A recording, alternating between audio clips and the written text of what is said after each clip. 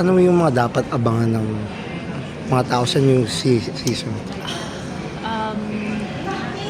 Sobrang konti pa lang din yung ano ko, to be honest. Pero officially last night, in-announce na yung title ng season, which is Pinoy Big Brother Gen 11. So, 11, kasi syempre it's our 11th season. And Gen, yan ang kailangan nila. Actually, meron ng mga theories online kung bakit Gen yung part ng title ng name.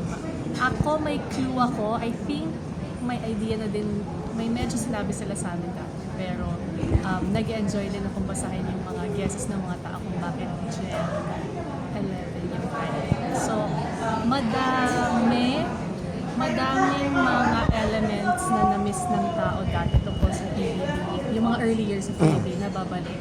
So, yun super nakaka-excite. So, yung host last year, intact pa rin yan, si Enchong. Yes, so everyone is still part of it.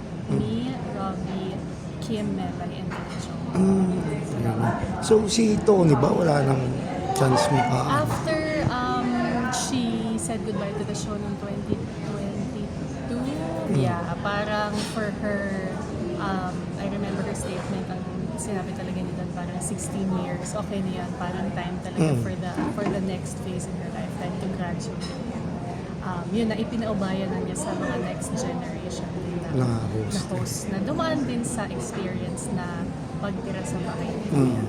So, siyempre, friend mo si Tony, namimiss mo yun Syempre. sa show for sure. I think that as much as sobra kong love na parang mga kapatid talaga itong si Robbie, Melay, at Chong Kim, sobra talaga. Parang ang tingin ko sa kanila, baby brother and baby sister na hanggang pagtanda namin, parang ate ako.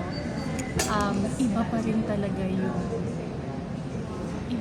dating, yung power, yung command, yung chemistry din.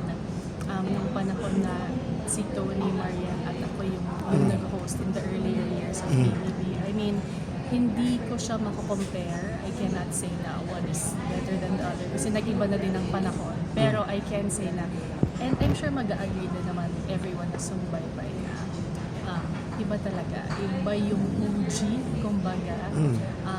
And iba din yung galing ng dalawa na binibigay nila na even me when I watch them, ang dami ko natutunan. Maraming salamat. Thank you.